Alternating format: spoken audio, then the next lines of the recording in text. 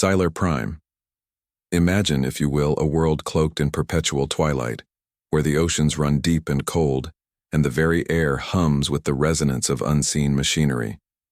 Here, towering cities of obsidian and bioluminescent coral pierce the murky depths, monuments to a civilization forged in the crucible of constant calculated warfare. This is the home of the Xylarians, an aquatic species renowned throughout the galaxy for their strategic brilliance and their, uniquely terrifying bioweaponry. Think of them as highly intelligent, militaristic squid people, obsessed with order, protocol, and the efficient application of overwhelming force. Their society is structured like a precisely calibrated clockwork mechanism, where every action, every thought, is meticulously planned and executed. Spontaneity is frowned upon, and into this hyperstructured, deeply serious world plopped Emily Carter. Now Emily was Earth's first, and as it would turn out, only ambassador to Xylar Prime. She wasn't exactly what the Xylarians were expecting, where they envisioned a stern, impeccably dressed representative, exuding authority and diplomatic gravitas. They got Emily. Imagine a grad student who'd accidentally wandered onto the set of a science fiction film, still clutching her lukewarm coffee and a dog-eared copy of Hitchhiker's Guide to the Galaxy. Her arrival aboard a somewhat worse-for-wear transport ship named the Rusty Bucket. Seriously, who names a diplomatic vessel that? Was, to put it mildly, an event. The Xylarian Welcoming Committee, a phalanx of heavily armored warriors with glistening tentacles and laser rifles, stood rigidly at attention on the submerged landing platform. They expected a carefully orchestrated descent, a formal greeting, and the precise recitation of interspecies pleasantries. What they got was Emily tripping down the ramp, nearly losing her balance, and cheerfully announcing, "Whoa, slippery. Hey guys, sorry I'm late, traffic was a bear." She was wearing a t-shirt that read, "I need more space," and cargo shorts. The lead Xylarian, a general with the impressive and terrifying title of Tentacle, blinked, or rather its equivalent of blinking, a rapid rippling of its iridescent skin. Protocol 72B, subsection 4, regarding unexpectedly casual. Greetings from alien dignitaries did not cover this, and that, dear listeners, was just the beginning. Emily's first faux pas occurred almost immediately upon setting foot, or rather vaguely water-resistant sneaker, on Xylarian soil. Tentacle, after a moment of stunned silence, extended a tentacle clad in ceremonial armor. This, Emily later learned, was a gesture of profound respect, a symbolic offering of partnership and mutual defense. Emily, however, mistook it for a handshake. "Whoa, cool tentacle glove thingy," she exclaimed, grabbing it with both hands and shaking it vigorously. "Nice to meet you, Tentacle. Or can I call you Krath?" Tentacle's bioluminescent markings flickered erratically, a clear sign of, well, something. Protocol 72B, subsection 4, addendum 3, regarding inappropriate physical contact with high-ranking military officials, also proved unhelpful. The cultural misunderstandings escalated rapidly from there. During the official welcoming banquet, a solemn affair featuring various bioluminescent algae and unidentified sea proteins, Emily committed several more unforgivable blunders. She asked if they had any pizza. She used her multi-tool, which she insisted on calling her Leatherman, to crack open a particularly tough-looking mollusk. She even attempted to teach Tentacle how to do the Macarena, after mistaking the rhythmic pulsing of his bioluminescent spots for a sign of musical appreciation. The Xylarian council members watched, their multifaceted eyes wide with a mixture of horror and bewilderment. The grand strategist, a venerable elder with centuries of tactical experience, actually choked on his nutrient paste. Later that evening, during a tour of the Xylarian War College, Emily managed to trigger a level 3 security lockdown. Apparently, her habit of absent-mindedly juggling plasma grenades, she claimed she'd thought they were stress balls, was not appreciated. "Oops.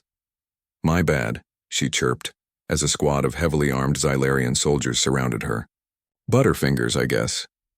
By the third day of her visit, Emily had become less of an ambassador and more of a walking, talking, protocol-breaching catastrophe.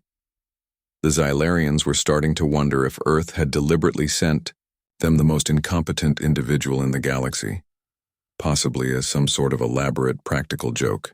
Little did they know the truth was far stranger and infinitely more disruptive. The pinnacle of Xylarian military might, the jewel in their bioarsenal, was the Krakonian terror, a creature of nightmare, genetically engineered over centuries, to be the ultimate weapon of aquatic destruction. Emily was, of course, scheduled for a viewing. The Krakonian terror resided in a vast, dimly lit tank filled with churning, phosphorescent water. As Emily approached, accompanied by a phalanx of grim-faced Xylarian officers, a pair of enormous bioluminescent eyes opened in the depths. A low, guttural growl echoed through the chamber, a sound designed to instill abject terror in even the most hardened warrior. The Xylarians watched Emily expectantly, eager to gauge her reaction to their masterpiece of genetic engineering. They anticipated awe, perhaps a touch of fear, maybe even a strategic suggestion or two regarding optimal deployment scenarios. They did not expect what happened next. "Oh, it's kinda cute," Emily exclaimed, clapping her hands together. The guttural growl abruptly ceased. The bioluminescent eyes blinked in what could almost be interpreted as confusion. The Xylarian officers exchanged bewildered glances. "Cute?" Krakonian sputtered, his voice a distorted rumble through his translator. "Ambassador Carter, this creature is the Krakonian terror. It can crush entire fleets, devour planetary defenses, and induce existential dread with a single glance." Emily shrugged. Yeah, I get it, big and scary, but look at those little fins and that goofy underbite. It's like a giant angry goldfish." She fished a nutrient bar out of her pocket. Another breach of protocol. Food was strictly forbidden near the Krakonian terror, and held it up to the tank. "Here, fishy, want a snacky?" The Krakonian terror, apparently forgetting its millennia of genetic conditioning, swam closer, its enormous eyes fixated on the nutrient bar. It nudged the glass tentatively with its snout. The Xylarian officers recoiled in horror. This was not how one interacted with the Krakonian terror. One did not offer it snacks. One certainly did not call it fishy. Krakonian, struggling to maintain his composure, cleared his throat. "Ambassador Carter," he said, his voice strained, "perhaps you would prefer a demonstration of the Krakonian terror's capabilities?" "Nah, that's okay," Emily replied, waving her hand dismissively. "I believe you. It looks terrifying. But, does it get enough sunlight in here? And what's its diet like? Genetically engineered sea monsters need their vitamins too, you know." She tapped on the glass. "Hey there, big fella. You getting enough omega-3s? The Krakonian terror emitted a soft, almost plaintive squeak. The Xylarian officers were now openly gaping. The grand strategist clutched his chest, muttering something about the impending collapse of the Xylarian military complex. Emily Carter, the human ambassador, was not only failing to be impressed by their ultimate weapon, she was treating it like a pet. As Emily was led away, still peppering the Krakonian terror with questions about its digestive health, Krakonian turned to the grand strategist, his bioluminescent markings flickering with despair. "Grand strategist," he whispered, I believe she may be insane." The incident with the Krakonian terror sent shockwaves through the Xylarian High Council. Emergency meetings were convened. Bioluminescent displays flickered with anxiety, and the usually unwavering pronouncements of strategic certainty were replaced with confused murmurings. "Incompetence on this scale is unprecedented," Grand Strategist Falorg declared, his voice a low rumble that echoed through the chamber. "Is it possible the humans are simply this unrefined?" Counselor Gnarl, a particularly rigid traditionalist, slammed a tentacle against the polished obsidian table. "Incompetence? No, this is clearly a calculated maneuver. She insults our most formidable weapon, offers it snacks, and inquires about its omega-3 intake. It is an elaborate deception, designed to undermine our confidence, but to what end?" Krakonian countered, his bioluminescent patterns shifting with uncertainty. What possible advantage could they gain by feigning such baffling ignorance? The council chamber fell silent. The Xylarians, masters of strategic calculation and meticulous planning, found themselves utterly stumped by the sheer unpredictability of human behavior. They could analyze battle formations, predict enemy movements, and calculate probabilities to the thousandth decimal place, but they couldn't fathom why a representative of an alien species would treat their ultimate weapon like an oversized aquarium pet. Perhaps, suggested a younger counselor, one less entrenched in Xylarian dogma, perhaps we are overthinking this. Maybe she simply doesn't understand the Krakonian terror's significance? Gnarl scoffed. Impossible. We provided her with detailed schematics, combat simulations, and a comprehensive history of its genetic lineage. Even a mollusk would grasp its destructive potential. Felorg stroked his chin thoughtfully. We must consider all possibilities. It is conceivable that the human ambassador is not acting alone. She may be a pawn in a larger game, a distraction, while her species prepares a more conventional attack. The paranoia in the room thickened. Every seemingly innocuous action Emily had taken since her arrival was now scrutinized, dissected, and reinterpreted as a potential act of sabotage or espionage. Her casual greetings were seen as attempts to gather intelligence. Her requests for information about Xylarian infrastructure were considered reconnaissance missions. Even her fondness for naps was viewed as a sign of advanced psychological warfare, an attempt to lull them into a false sense of security. We must determine her true intentions, Felorg finally declared, his voice regaining its usual steely edge. We will subject her to a thorough assessment, a process that will reveal her true nature and expose any hidden agendas she may be harboring. Little did they know, the thorough assessment they had in mind was about to be just as perplexing and utterly derailed as everything else had been. Emily was led, not unkindly, into a sterile white chamber. The air hummed with a low, almost imperceptible frequency, and the walls were lined with strange, pulsating conduits. Ambassador Carter intoned a deep, synthesized voice. You are about to undergo a Level 7 species verification. Species verification? Sounds kinky, Emily quipped, earning her a series of confused clicks and whistles from the Xylarian technicians present. Is this like a spa day? Because I could really use a mani-pedi. Undeterred, the voice continued.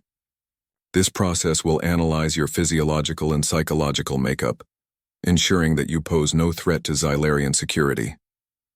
Before Emily could ask if there was a Groupon, a robotic arm extended, offering her a small, translucent vial. Please deposit a representative sample of your internal fluids into this receptacle. Emily raised an eyebrow. Internal fluids? You mean like spit? Or are we talking something a bit more personal? The Xylarian technician, his bioluminescent patterns flickering erratically, simply repeated the instruction. With a shrug, Emily reached into her satchel. Nah, I think I have something better. She produced a battered thermos flask. How about some coffee, freshly brewed? It's a human thing. Supposed to, like, wake you up. Or, verify your species, I guess. The Xylarians exchanged perplexed glances. Coffee? The synthesized voice dripped with suspicion. What purpose does this coffee serve? Well, Emily said, unscrewing the thermos, the rich aroma filling the sterile chamber. It's a beverage. We drink it. It's got caffeine. Makes you all jittery and focused. You know, for conquering planets and stuff. She poured a steaming cup and offered it to the nearest technician. Cream? Sugar? Or do you guys prefer, like, pulverized plankton? The technician recoiled as if she'd offered him a vial of concentrated neurotoxin. That substance is in there black and emitting fumes. It is clearly toxic. Nah, it's just strong, Emily insisted, taking a long swig. Ah, that's the stuff. Go on, just a sip. It'll change your life, or at least your perception of the color black. Driven by a mixture of scientific curiosity and a desire to appease their unpredictable guest, One of the technicians cautiously extended a tentacle and took a tentative sip. His bioluminescent patterns immediately shifted to a sickly shade of green. He sputtered, coughed, and recoiled violently, nearly knocking over a console. "Poison," he gurgled, his voice barely audible. "The human, she's trying to assassinate us with bitter sludge." "Hey, easy there, buddy," Emily said, patting him on the back. "First time's always the worst. It's an acquired taste, like fermented seaweed or whatever you guys normally drink." The other technicians, their suspicion now reaching fever pitch, moved to restrain Emily, but she simply held up her hand. Whoa, hold on a sec. Just give it a minute, you'll see." And surprisingly, they did. After the initial shock wore off, a strange thing began to happen. The technician who had sampled the coffee started to twitch. Then he started to focus. His bioluminescent patterns, though still somewhat erratic, began to pulse with a newfound energy. I feel different," he stammered, his voice a mix of confusion and awe. "My cognitive processes are operating at increased efficiency. I can calculate the trajectory of a Zidonian torpedo in milliseconds." He took another cautious sip. This time his reaction was less violent. A faint blue hue began to overlay his green bioluminescence. "Intriguing," he murmured. "Most intriguing." Soon other technicians, drawn by the commotion and the strange aroma, were tentatively sampling the coffee. The sterile white chamber was filled with the sounds of sputtering, coughing, and increasingly enthusiastic murmurs. The air, once filled with suspicion, now buzzed with a strange caffeinated energy. Even the synthesized voice, after a prolonged silence, seemed to crackle with a hint of curiosity. "Ambassador Carter," it intoned, "provide further analysis of this coffee." Emily grinned. "Well, you see, it all starts with these beans." The tension in the Xylarian command center was thicker than the nutrient sludge they typically consumed. Hollow screens flickered with battle projections, displaying the impending clash with the Kralian armada. Grand Admiral Vorlag, his carapace, gleaming under the harsh fluorescent lights, addressed his officers. "The Krakonian terror is ready for deployment. Victory is assured." Emily, leaning casually against a console, sipping her now famous coffee, piped up. "So this Krakonian terror, what's its deal exactly? Besides being, terrifying?" Vorlag turned, his multiple eyes narrowing. "It is the ultimate bioweapon, Ambassador, genetically engineered for maximum destruction. Its very presence instills fear in our enemies." He gestured to a massive hollow image of a grotesque tentacled leviathan with razor-sharp claws and glowing red eyes. Emily took another sip of her coffee. "Yeah, looks scary enough, I guess. Big teeth, glowy bits, very intimidating. So it's, like, immune to everything, right? Lasers, torpedoes, bad poetry." Vorlag puffed out his gills, a sign of annoyance. "Indeed, it is virtually indestructible. Our scientists have accounted for every conceivable vulnerability." Emily paused, swirling the dark liquid in her cup. "Except, did anyone ever consider allergies?" The room fell silent. Vorlag stared at her, utterly bewildered. "Allergies? Ambassador, this is a bioengineered war machine, not a pampered pet. It has been designed to withstand the harshest conditions, not sneeze at pollen." "Yeah, well, you know what they say about best-laid plans," Emily said with a shrug. "So just hypothetically speaking, what would happen if, say, the Krakonian terror came into contact with coffee?" Vorlag's bioluminescent patterns flickered dangerously. "Coffee? Why would the Krakonian terror come into contact with coffee? It is a weapon of war, not a patron of intergalactic cafes." Emily set down her cup, her expression suddenly serious. "Because," she said, her voice dropping to a near whisper, "the Krakonian terror is violently, fatally allergic to coffee." A collective gasp swept through the command center. Vorlag's mandibles clicked open and shut in disbelief. Impossible. You are suggesting that our ultimate weapon can be defeated by a beverage? Yep, Emily confirmed, popping the P. Turns out one of the key genetic components they use to, beef up the Krakonian's immune system. It's derived from a rare species of space slug that's super sensitive to caffeine. Massive anaphylactic shock, instantaneously fatal. Vorlag remained speechless, his mind struggling to process this information. Generations of Xylarian scientists, countless resources, and the culmination of their bioengineering prowess, all undone by a simple cup of joe. I know, right? Kinda anticlimactic, Emily said, breaking the silence. But hey, at least you know now. Just keep the Krakonian away from Starbucks, and you should be golden. She paused, then added, with a mischievous grin. Unless, of course, you were planning on using it near a giant space latte factory. Then you might have a problem. The battle projections on the holoscreens suddenly seemed less imposing. The threat of the Krallian armada, diminished by the sheer absurdity of the situation. Grand Admiral Vorlag, still reeling from Emily's revelation, stammered. But this changes everything. Our entire strategy. Our war plans. Emily shrugged. Hey, look at it this way. You just saved yourselves a whole lot of trouble. And probably a whole lot of lives. Plus, she added with a wink, you've got a built-in excuse to call the whole thing off. Nobody wants to be known as the species that lost a war because their monster had a caffeine allergy. Vorlag's multifaceted eyes darted around the room, seeking some kind of validation or alternative explanation. The other Xylarian officers remained silent, their faces a mixture of shock and reluctant acceptance. The implications were staggering. Their ultimate weapon, the pride of Xylar Prime, was essentially a giant tentacled cappuccino waiting to happen. So, Emily continued, breaking the tense silence. Here's what I'm thinking. Instead of unleashing the Krakonian terror, why don't we just not? We tell the Krallians we've had a change of heart. Offer them a trade agreement. Maybe throw in, some, I don't know, coffee beans. It's a win-win. You avoid a messy war and they get a delicious beverage. Everyone's happy. Vorlag, his mind still struggling to grasp the situation, finally spoke, his voice barely a whisper. Negotiate. With coffee? Why not? Emily replied, her tone surprisingly earnest. It's brought us together, hasn't it?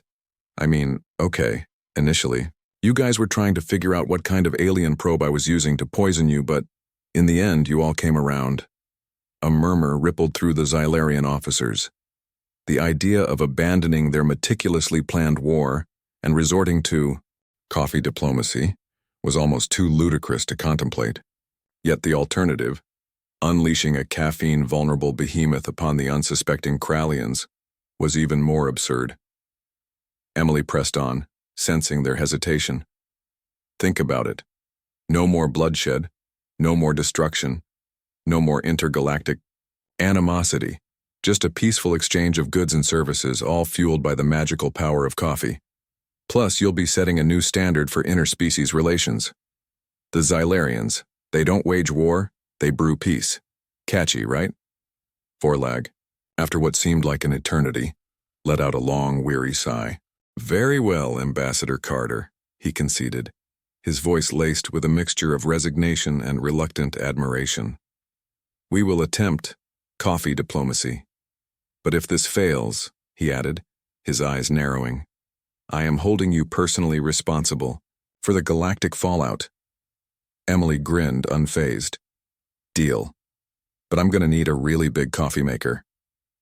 And so, the Xylarian war machine, renowned throughout the galaxy for its ruthlessness and efficiency, ground to a halt. The Krakonian terror was quietly confined to its biocontainment facility, its deadly potential forever neutralized by a humble being.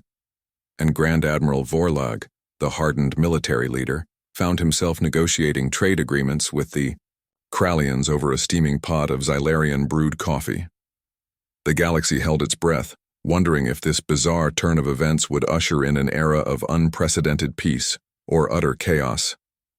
The war, against all reasonable expectations, was averted. Treaties were signed over lukewarm cups of surprisingly bitter Xylarian coffee. Apparently, they hadn't quite mastered the art of brewing. The Kralians, initially suspicious, quickly developed a taste for the caffeinated beverage, finding it surprisingly effective at keeping their many eyes open during long negotiation sessions. But the Xylarian High Council was not celebrating. The revelation that their ultimate bioweapon was vulnerable to something as mundane as coffee was a profound humiliation. The very foundation of their militaristic society, built on the principles of strength, control, and unwavering predictability, had been shaken by a human and a being. Grand Admiral Vorlag, despite his success in negotiating the peace treaty, found himself facing a tribunal. He was accused of gross incompetence, of failing to foresee the catastrophic weakness of the Krakonian terror. The fact that no one else had foreseen it either was conveniently overlooked. The Council, in its infinite wisdom, reached a unanimous decision. Intergalactic diplomacy was far too unpredictable, too human. They couldn't risk another incident, another potential exposure of their vulnerabilities to the whims of a species that seemed to operate on a completely different plane of reality.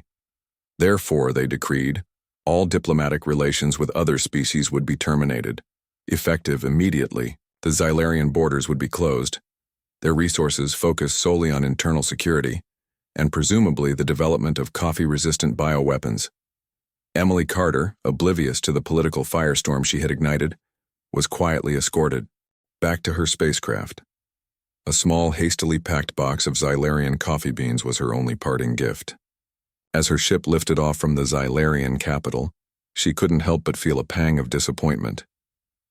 Well, that was something, she muttered to herself, sipping a cup of her own, far superior, earth-brewed coffee. Guess they just weren't ready for the human touch.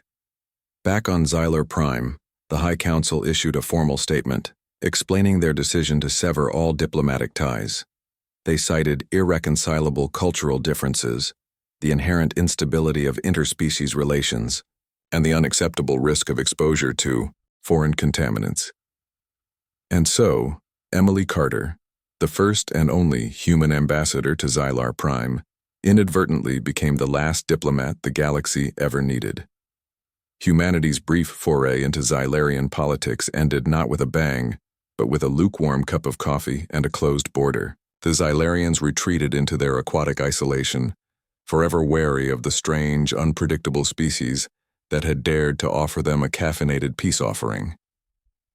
Years later, rumors would circulate among the other galactic civilizations, whispers of a planet that had once possessed a terrifying bioweapon, only to be defeated by coffee.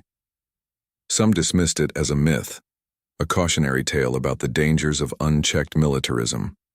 Others saw it as a testament to the absurd, unpredictable nature of the universe. And somewhere, on a small blue planet far, far away, Emily Carter would occasionally glance at the dusty box of Xylarian coffee beans on her shelf, a faint smile playing on her lips. She knew the truth. Sometimes the most powerful weapon of all was simply a good cup of coffee and a healthy dose of human absurdity.